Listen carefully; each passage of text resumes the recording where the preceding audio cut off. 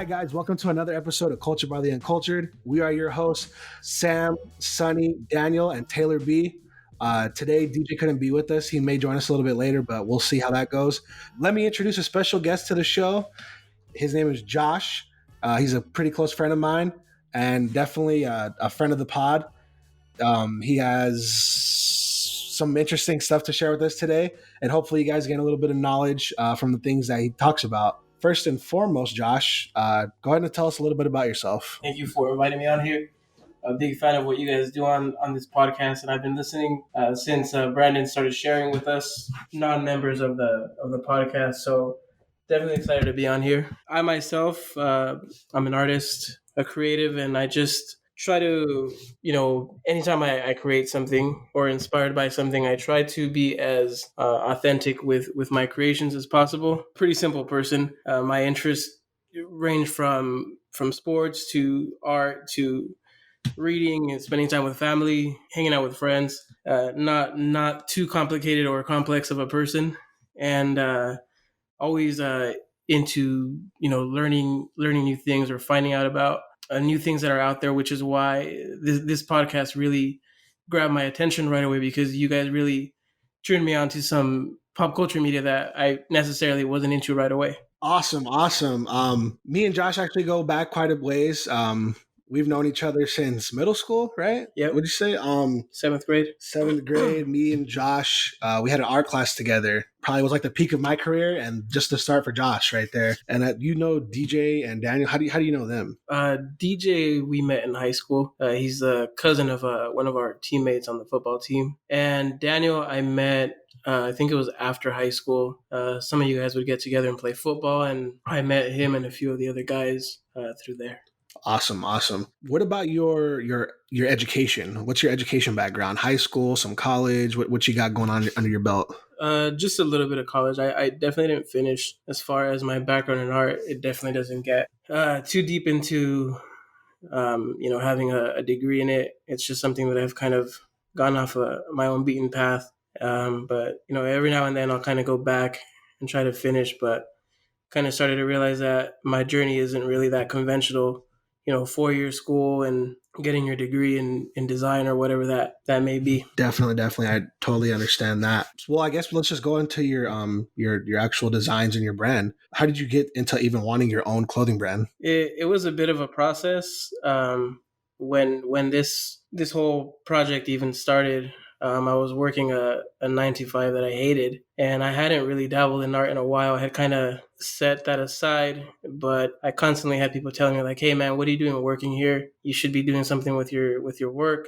And it was initially two things. It was me trying to figure out a way of putting my work out there and maybe being able to make a little bit of a living off of it, and not being the second thing, not being satisfied with some of the apparel that was out there and thinking, you know what, I could probably do something a little bit better. Yeah, for sure. How did you come up with your logo and its meaning?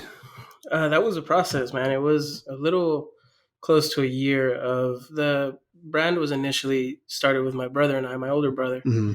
We really wanted something that wasn't just your typical brand that, gets hot for a minute and then just fades.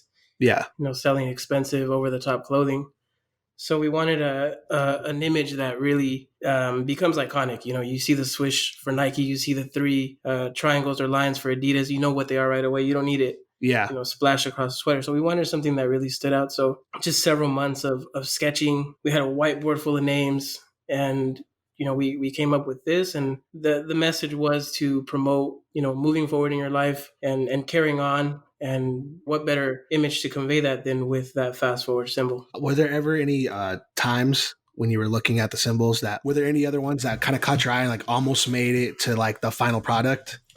Oh yeah, for sure. Initially we had the logo was it was like a gorilla type creature. Mm-hmm. And my grandfather's name is Primitivo, which literally translates to primitive. Mm-hmm. And we were kind of rolling with that for a while, but it just felt too close to primitive clothing. Yeah. And that'd have been sick though, for sure. Yeah, it was a fun logo, and we were sketching a few different ones out, but it wasn't to be. And what's the name of your clothing brand? So it's called ADV Clothing Company. So that's just being an abbreviation of the word advanced. and you have the symbol, that fast forward symbol. Oh, okay. And I kind of worked it out to resemble or at least be like in the somewhat similar to what's called like the golden ratio.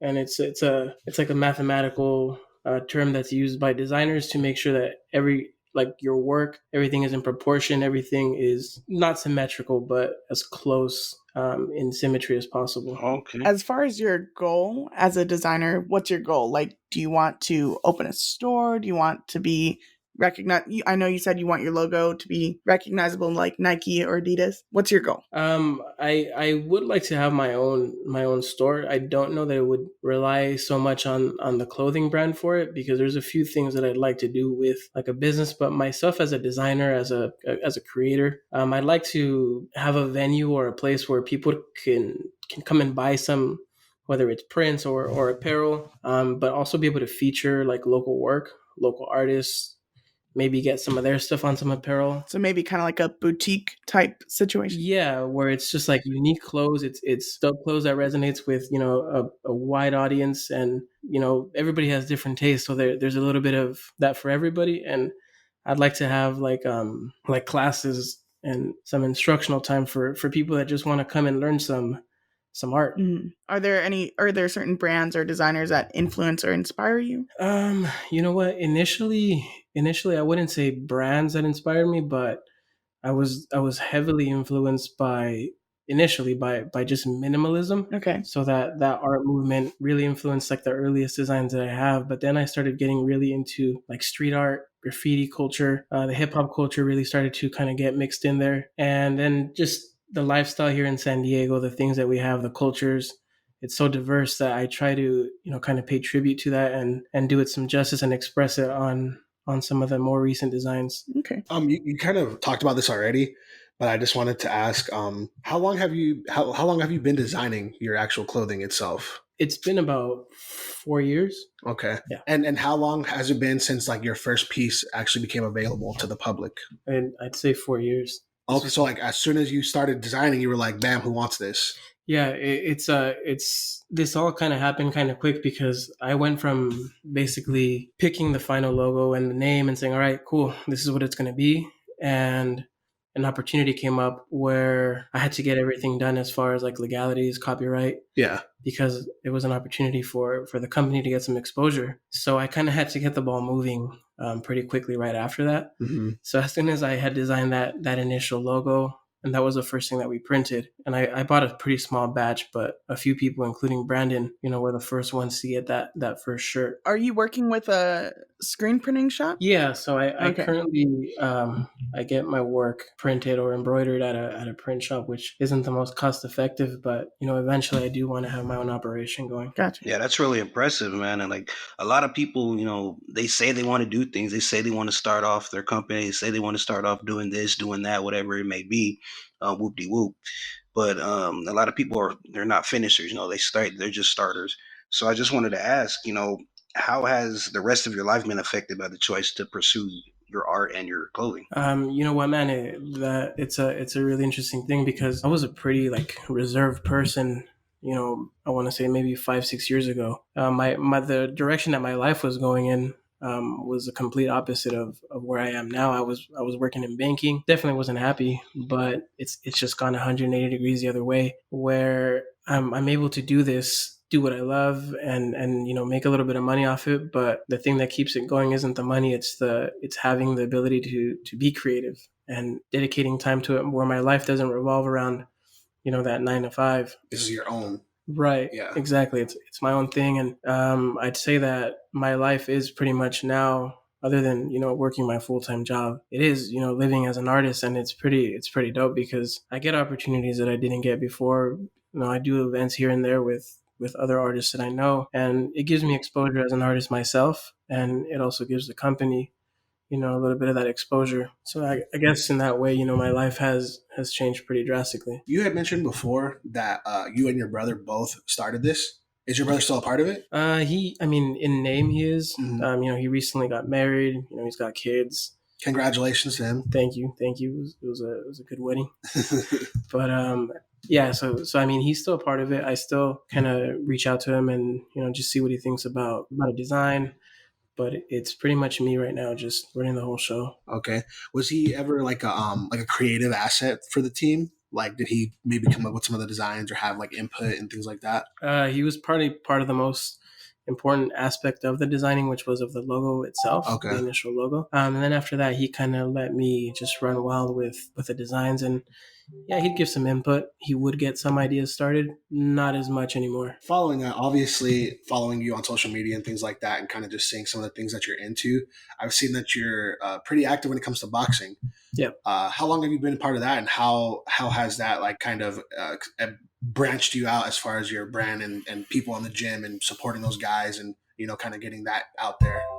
Yeah, so I kind of mentioned briefly that when the logo and the name was finalized, things started moving kind of quickly, and it's because the opportunity that had come up was through the boxing gym that I was training at. And boxing was just like a workout thing for me. I wasn't planning on trying to be a fighter. Yeah. But I was pretty cool with the owner. He's an older cat, and he just he told me about an opportunity to sponsor this this up and coming professional kid. I saw a post on Instagram, and it said, "Hey, small businesses, here's your opportunity for some exposure." And I was like, oh, dang, like this could be, something I could take advantage of and jump on. So it kind of started there. And some of the people at the gym, they saw some of the hats and some of the shirts, and they just started hitting me up for some stuff. And yeah, that definitely gave me a platform to get the brand out there and get some people to wear the apparel.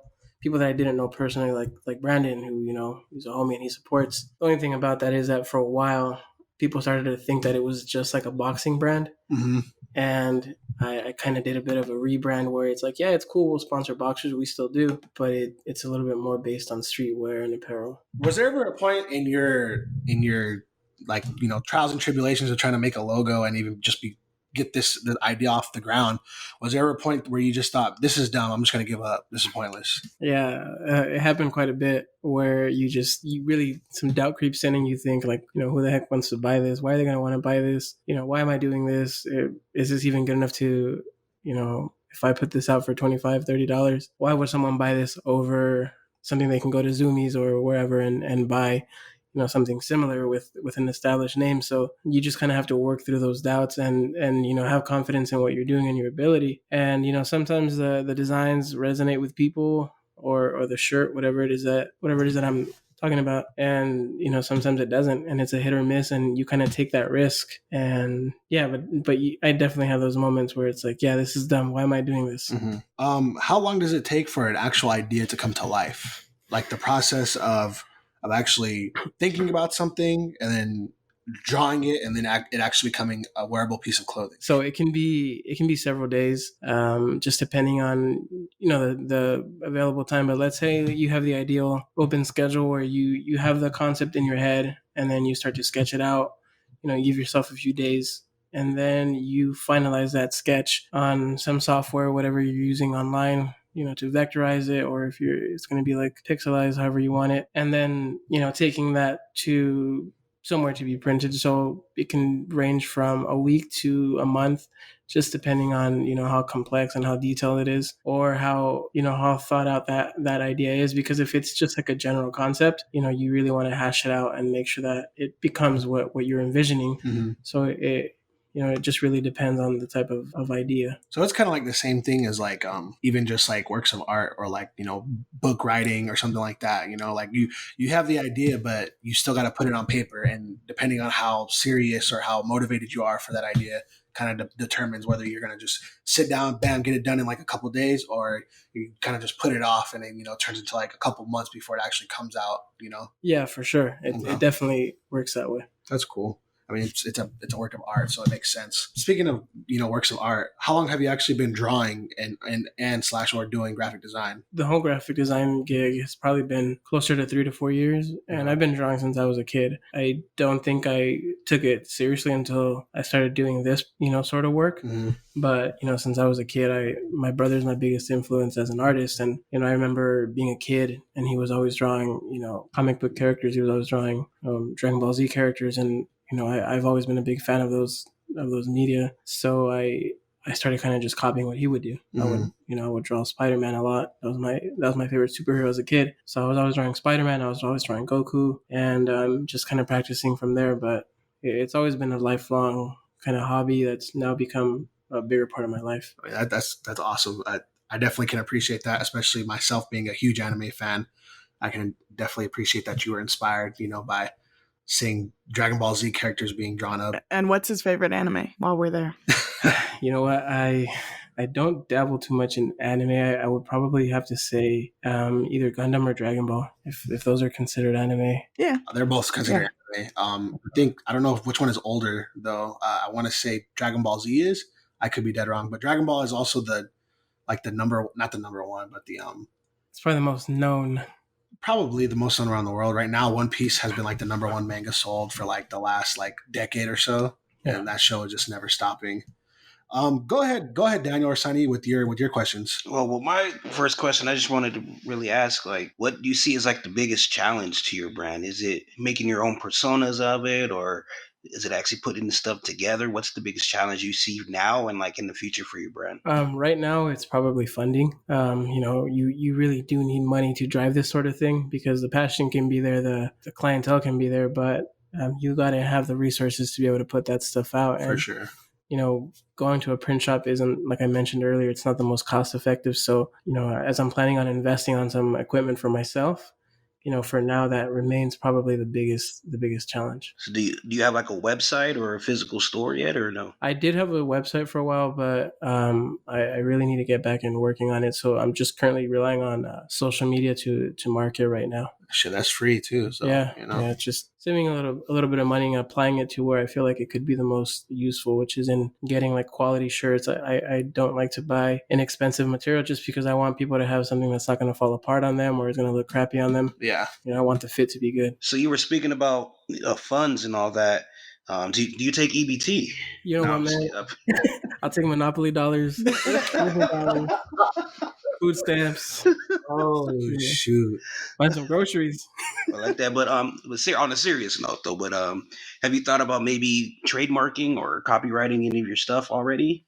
Or are you gonna wait till you're a little bit bigger? Yeah, I mean, like the logo itself is copyrighted. That was one of the first things that I did, just because I didn't want to risk putting it out there, because that initial opportunity, which was to sponsor that boxer, since it was going to be televised. I mean, you just never know, and I just wanted to protect the logo as best I could, so I paid to have it copyrighted. And then just the designs themselves. I mean, people can blatantly copy your work, and it can be like plagiarism, but it is a copycat world. So sooner or later, someone's going to see some of your work and try to emulate it or recreate it in some way. And I mean, I really can't do anything about that. So as long as the logo itself is protected, I'm good with that. All right. This probably would have been better earlier in your tell us about yourself, but I just want to know what your zodiac sign is. I'm a Sagittarius. Oh God. Okay. Also, I wanted to know like your social media plugs, if you want to go ahead and tell us those so everybody can hear. Sure. You can follow my company at ADV Clothing Co. So that's ADV Clothing Co. And I have an art page. Don't have a lot up right now, but that is at Lopez L Creator. So LOPEZ and then EL and then Creator. So both of those are on Instagram. I'm gonna follow you right now. Cool. Currently, how many designs have you published so far? I don't have an exact number on how many I've put up, because I've taken some down. Uh-huh. Some of the earliest ones where I thought I had something good going, and I look back on it and I'm like, oh my God. So I go back and I was like, what was I thinking? Oh man. And then I've put some more recent ones, and then some are just concepts and they never materialize into clothing, but they're up there just for inspiration, and maybe it can serve somebody to see it and maybe want to do something with it. So yeah, there's quite a few though. I don't have an exact number though. Do you think more than 20? Probably, or maybe around that. Okay. I mean, I've definitely seen a lot, and I personally am a huge fan of your work. Thank you. I bought a couple of your shirts and a sweater. Yeah. I know you even do. You've done a pair of joggers too, right? Yeah, I have one like that I made, and it was like really expensive to make it, so I'm kind of holding off on releasing those. I mean, we have the winter coming up, so I think I might release them and just kind of bite the bullet on cost just to get them out there and kind of get people to wear it. But yeah, they weren't the most cost effective to make. Do you have any ideas right now brewing around, like some things that you want to come up before that are released before the end of the year at all? I do. I have a few designs that I'm like really excited to release, and I've kind of shown a glimpse of them on social media. A few that I haven't, that I really want to get out there, but I just don't want to oversaturate. You know, because then you want people to buy something, enjoy it, and then not feel like, oh man, I got to get that too because it's out. And I didn't mention this before, but I kind of do my releases in a limited way where a certain piece is only out for, I guess, that that season, and then it might not come back out. And that's just so that people aren't getting like this mass produced apparel. They're getting something kind of, man, you're trying to be the next Jordan.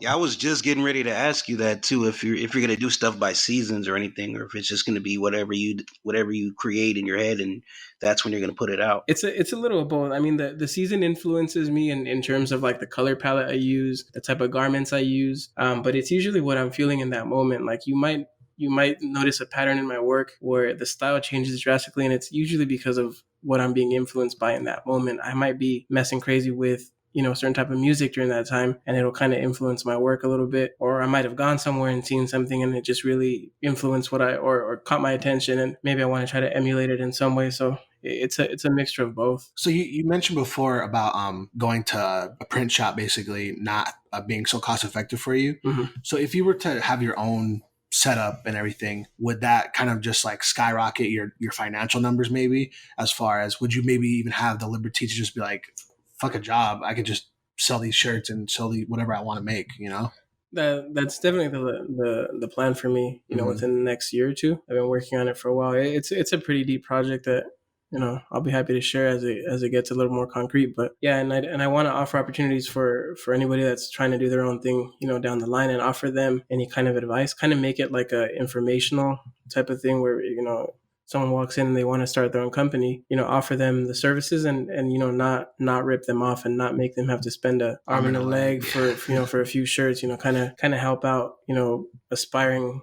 I don't want to use the word entrepreneur. I feel like it's a little played out, but creators or people that, want to do their own thing. For sure. So far in your career, as far as, being a designer and having, people reach out to you and support your brand, not saying that you maybe know like somebody super influential or famous, but of all the people to have bought something for you, what was the one that you were like, oh man, like this person messes with this, like this could really work then, man? Or like, is there a moment so far that has been like, man, like I think I'm making the right choice as far as doing this? I wouldn't say that anyone specifically has made me think like, oh man, like they're messing with it. I've gotten compliments, and I think that for me, the biggest compliment is when someone wears it.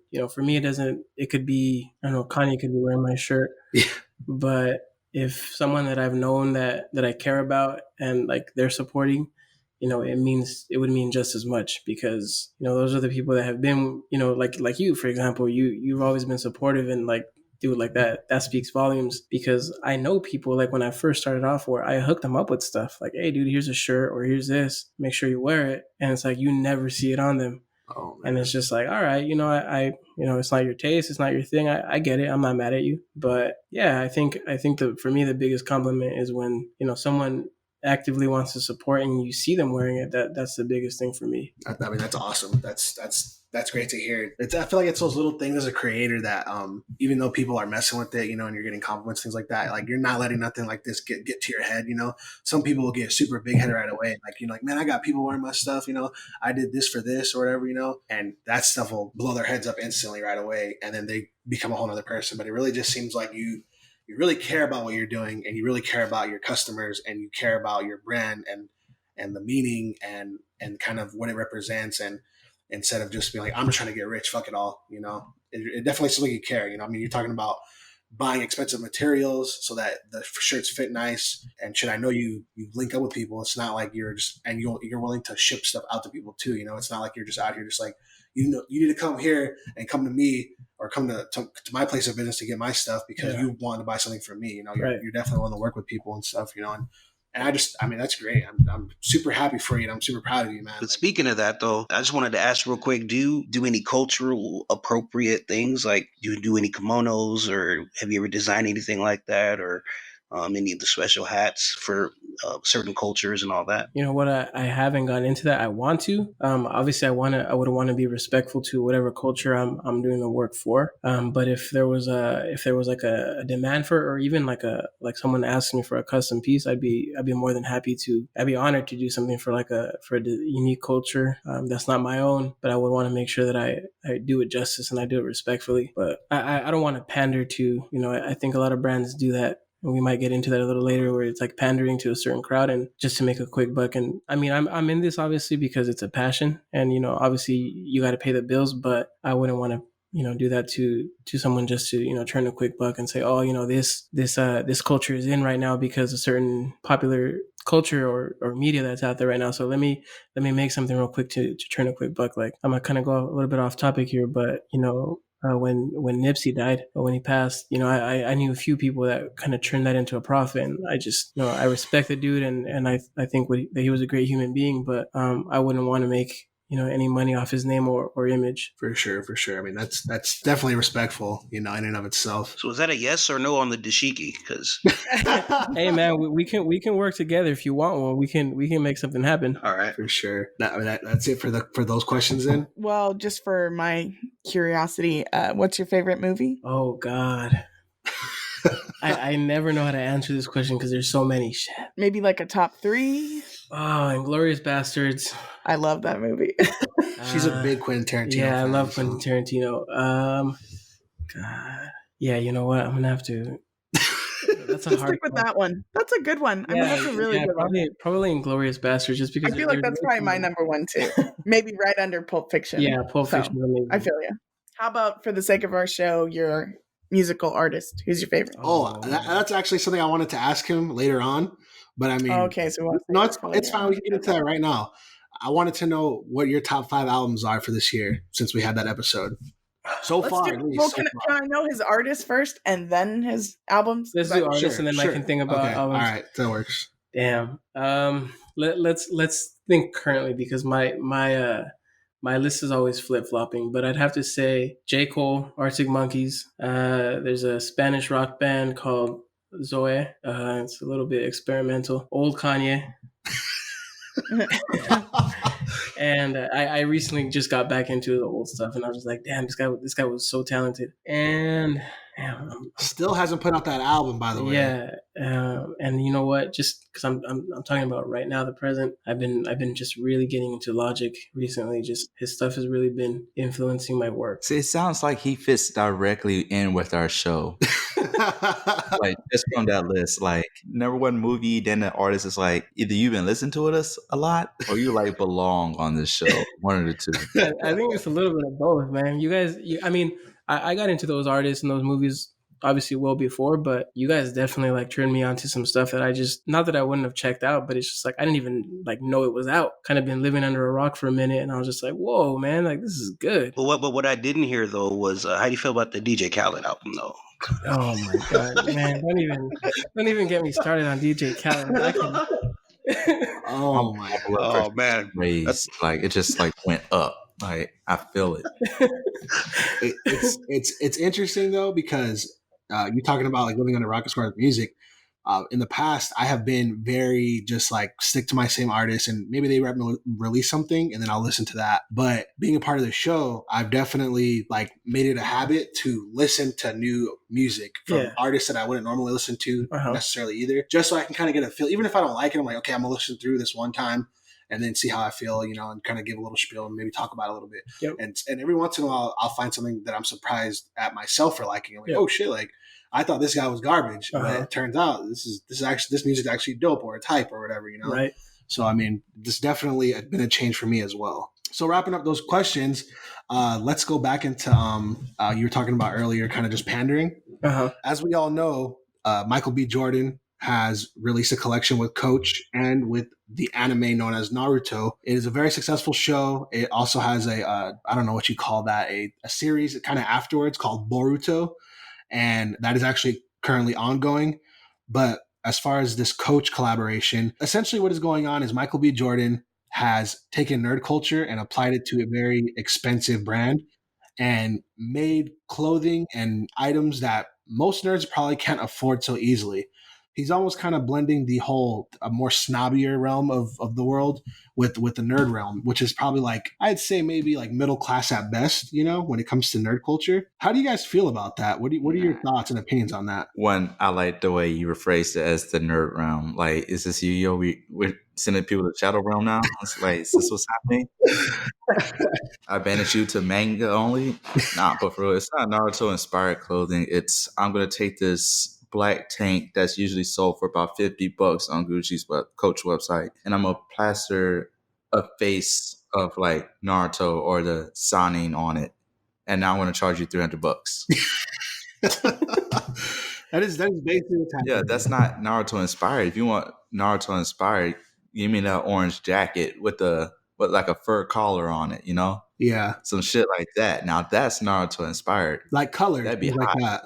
Yeah, but if you just plaster like images from the show on it and it's just a black drop, it's not inspired. You're just copy pasting, and there are going to be people who see it as a fad and that's going to buy it. And I'm pretty sure there are going to be some nerdy people who break bank buying the shit. But as far as them doing it though, anime culture and hip hop culture go hand in hand. Mhm. Rappers are always bringing up anime characters. They're always bringing up Dragon Ball Z, Naruto, Facts. Bleach, so on and so forth. It's part of the culture. You can't escape it, but you got to represent it a little bit better. Well, I mean, if he was gonna go ahead and say it was inspired by Naruto, I need a Akatsuki jacket, but instead of clouds, put the Chanel things in there and Hey, put those Coach. other Coach. Yeah. It all means the same to me. I can't afford it, but but that's how I would do it. Put something like that in there, or give me a headband that says Coach on there. I wouldn't support the Akatsuki jacket because I think there's going to be a lot of creeps wearing that shit. I'm just saying, if I see someone in public walking around with that shit, I'm running the opposite way. Like, hey, you do you, bro. Leave me out of this. So you would definitely not visit San Diego during Comic-Con weekend, or because I'm sure there's 100 people. No, I'm just saying, like on a any random Wednesday, you see that shit. Not during Comic-Con season, It's not a con. It's just they at the boardwalk on a random Friday, 6 p.m. wearing that Coach Akatsuki jacket. Wearing that Akatsuki jacket. Nah. There's so much he could have done that was inspired with, Naruto, anything. Like, I can just already imagine because don't they have like their collars are up? You could do a jacket, probably not as long because that's not really in, just with the collar up, black. I mean, you could add some of the clouds maybe, but probably you'd want to, I wouldn't put clouds. I'd probably put something else on it. I feel like there were so many ways, like you said, inspired.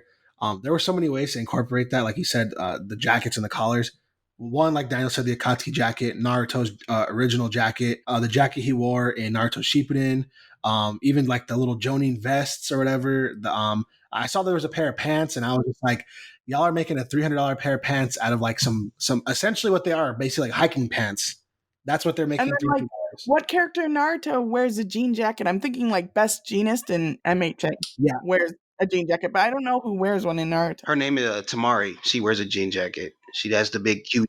She wears a jean jacket? Yeah, she's in there with Gara and Gara's crew. She has a jean jacket on. Okay, hold on, because I know who she is, but I don't know where she has a jean jacket. I don't see it. I think you're tripping. I'm pretty sure I've seen her in that. Maybe not often. Is it like? Yeah, we don't have to get into it. Yeah, it's fine.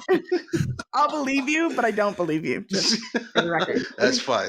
What are your thoughts on this, Josh? I mean, I think that as long as people keep buying this shit, they'll keep making stuff like this, and people are willing to break their bank account for a overpriced product. Companies are going to keep doing it. Look at what Primitive did with Dragon Ball Z, and I always see, like, especially like these like younger kids unironically wearing a Frieza shirt, and damn well they don't know who Frieza is, but it's got Primitive splashed across the chest with the character, and they wear it because it's cool to wear, but not trying to be a gatekeeper either. Let people wear what they want, but it does feel a little cheap. It's funny that you say that, actually, though, because my brother has that shirt.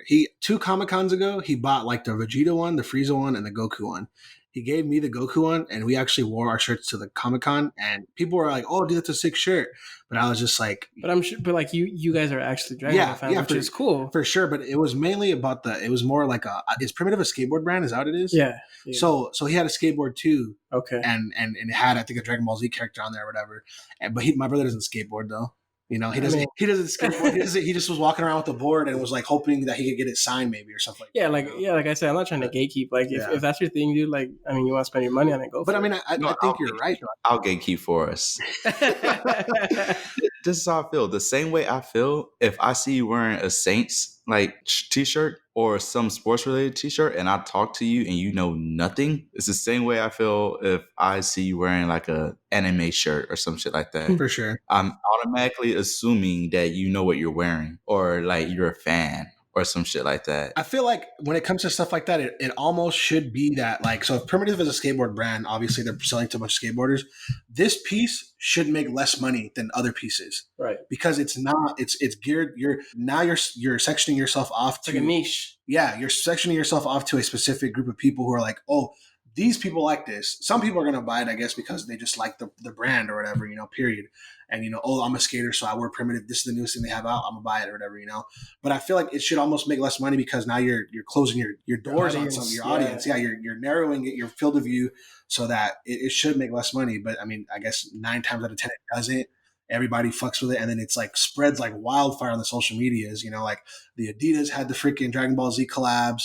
Of course, like you said, the Perimeter Collection. I can't scroll down my Facebook feed without seeing an ad for something similarly related, whether it's like Dragon Ball Z, Yu Yu Hakusho, something anime related that is like on a piece of clothing that is not from like the actual source material. Right. You know, it's like some whatever other brand of clothing, and then they're doing like this little collaboration with all these other animes, and it's like cool for the creators to make that money. Go ahead, but I just feel like it's like selling out. Well, imagine, like, can you imagine 10 years ago when we were in high school, you being able to walk into school with a shirt with that? I mean, you did it. You were a fan and you didn't give a fuck. But imagine like the quote unquote the most popular kid that wears like whatever's in walking into school with a Dragon Ball shirt. Like, it wouldn't happen. Yeah, it would never happen. But now I have a story very, very closely related, bro. I basically did a drug deal to sell a Pokemon game to someone. Our starting quarterback for our high school football team, I told him I didn't want this game anymore because I had like a different copy of it, and I was like, oh, I don't need this anymore.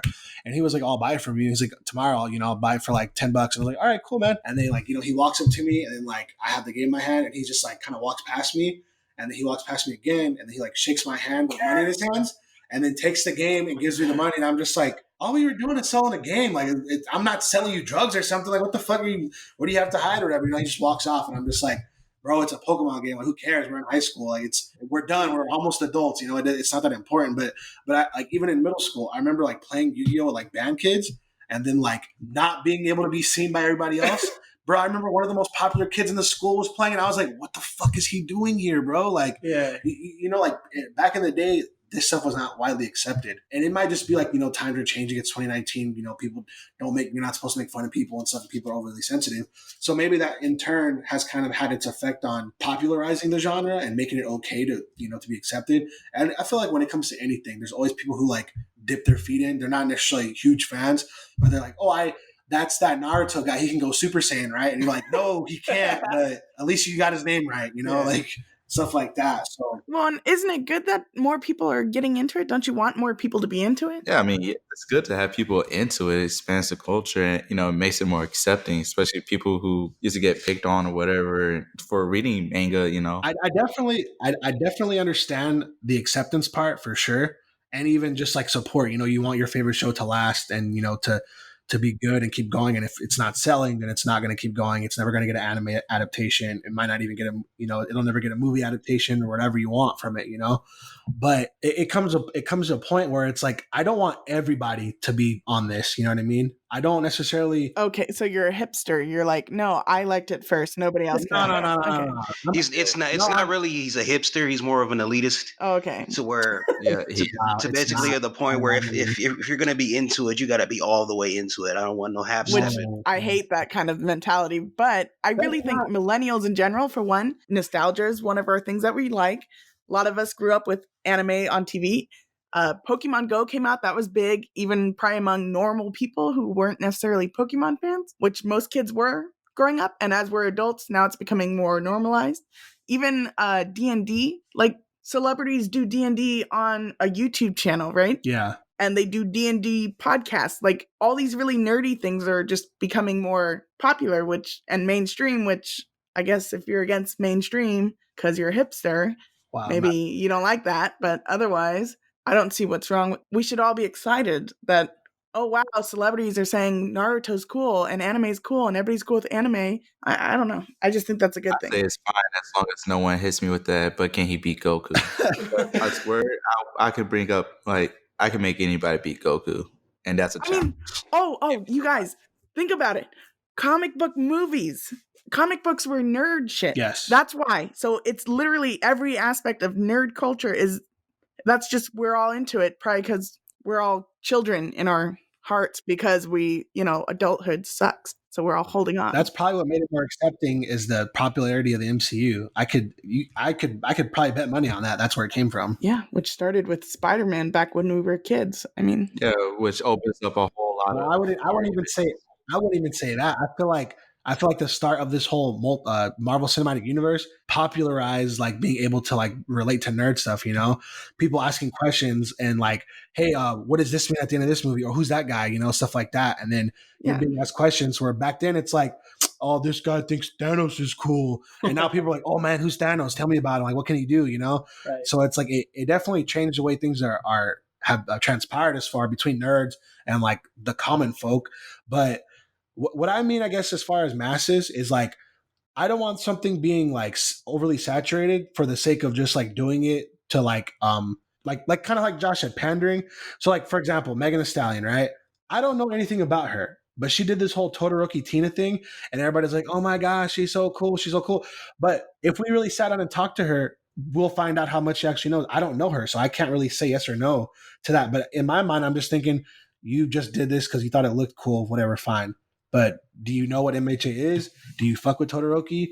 Are you here to talk about the child abuse, or spousal abuse, anything of that nature? Like, what are your takeaways from this? You know what I mean? Like, that's more along the lines of what I mean is like, somebody who's just getting a Dragon Ball Super right now, and then it's like, this ain't even the best part of it, I remember Devion was just talking to me the other day. Was one of our friends. He was like, "Yo, I'm about to start watching Dragon Ball. Should I start at Super? Where should I begin?" And I was just like, "Oh no, bro, don't even." The beginning. You need to. I was like, "You can go ahead and skip Dragon Ball, like for now, but you need to go." I had to go through all of the different arcs for him and all that. So I was like, that was pretty cool that he got into it. And I was just like, okay, but start here though. Don't just jump into the new stuff. You're going to be so lost. You should have told him to start with Dragon Ball Z Abridged. yes, yeah, you should have. That's what Sunny started with. But no, I think the MCU thing is a pretty decent aspect, Taylor, especially you're part of the same Facebook group, just some black nerds. Yeah. I know you can tell on some of those threads, some of those people aren't like nerds. Yeah. They're casual fans. And there's nothing wrong with being a casual fan. It's just, I think some of the anger comes with casual fans getting into the argument, like them arguing MCU things. And then like someone like me will bring up like a comic. Yeah. Like, oh, Spider-Man this or that. And then I'll bring up the fact that Spider-Man punch is as hard as a mortar shell exploding. And they're like, oh, we're not talking about the comic books. We're talking about the MCU. Yeah, for sure. Like the comic book is the source material. That's like saying I'm just going to judge. That's like I'm just going to cook off what I see on my plate, not what you put in it for the ingredients. No, that's like someone who watches Harry Potter movies but didn't read the books. Exactly. Well, it's the same. Yeah. Well, yeah, pretty much. That's better. Which is me because I don't read shit. Well, for people who's been fans of some things for a long time, like if we were to talk about Yu or Trigun or something like that, and I get super hyped about it, and then you have someone who like knows nothing that tries to talk to me, it's coming out of me asking, like, what point did you begin with? Exactly. So I know how to move forward. But if they're the overbearing, but can he beat Goku though type, like, I don't give a fuck about anything in the backstory or shit like that, I think this shit's cool, then I can see some people getting pissed off. But that's not our place anymore because there's so many iterations like Dragon Ball. There's Dragon Ball, Dragon Ball Z, Dragon Ball GT, Dragon Ball Kai, Dragon Ball Super. If they start at Super, well, that's where the media is right now. That's what's being pushed out. They don't have to go back and watch Dragon Ball if they don't want to. Are they going to miss a lot? Yeah, sure. But it is what it is now. Comic books have been declining for years. Why would I read the comic if I can just watch it on the screen? I don't care about what's the backstory, what happened 50 years ago. I want to know what's going on right now. That's true, because a lot of times you get into an argument with somebody who's been reading something forever. Like I always say the same thing about Superman. How many iterations do we have? And then people will say, "Oh, we've had the same thing for the last like 10 years or something." And I'm like, that's there is a version of Superman that has been going on, but so many things happen to him that he essentially gets rebooted. Yeah. He gets so strong, he blows up or something, and now he's he ended up on another planet, and now he's starting over or whatever. However they do it, they'll reboot. It's like a soft reboot. It's not a reboot of the entire character, but it's just like, we need to restart this because this got out of hand really fast. Yeah. And that's all it is when it comes to like being, I guess, a quote unquote hipster in the realm of anime or whatever. But You have the old man syndrome. I could agree with that. I could agree with that. Back in my day. You young whippersnappers don't know nothing. All right, so we're getting close to our time, but before we end, I just want to mention real quick, pretty famous case that's going on right now, the murder of Botham Jean. Amber Geiger was found guilty, which, I mean, you can clap it up for that. Everybody was happy about that verdict, I'm sure. The unfortunate part of it, though, was that she was only given 10 years. I think her minimum was like 5, and like the max was like 50 or something like that, which is pretty messed up for saying, or for going to somebody else's home and killing them, while they're unarmed, they're not doing anything, they're in the comfort of their own home, whether it was an accident or not. Really, it's she took another man's life, and it may not have been in cold blood, but he can't. It's not like he was just injured or something, he's dead. He can't come back. He can't talk to his family no more. Even though I also find it really strange that his brother decided to forgive her and hug her. But I definitely think she was deserving of more time. But hopefully, with this time, maybe she'll be able to repent.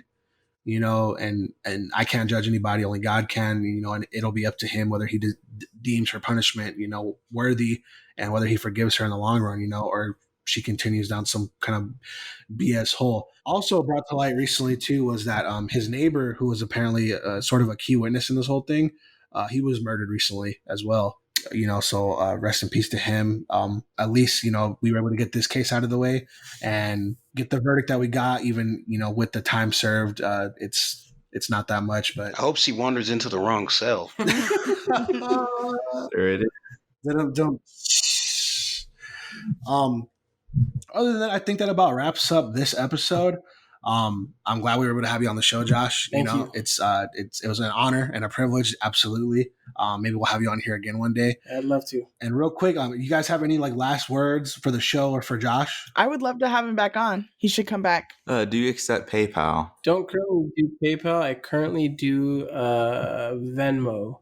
If you're like out of state, I can do Venmo or any like Apple Pay. I don't charge for shipping. I just, I cover that myself. Also, have you ever draw tattoos? I kind of missed the first questioning part of it. My bad. No, it's all good. Yeah, I've designed a few. I have a tattoo myself, so I love tattoo art. I wanted to be a tattoo artist initially, so yeah, I'm always happy to design some tattoos. All right, we're going to link up after this. For sure. For sure. Well, it's like I said, it's been an honor and a privilege, and we were all glad to have you on the show. Sunny said, I'll just reiterate it real quick, she wants you to come back on again, I'd love to. Privilege was mine, man. I love what you guys do on here, so thank you.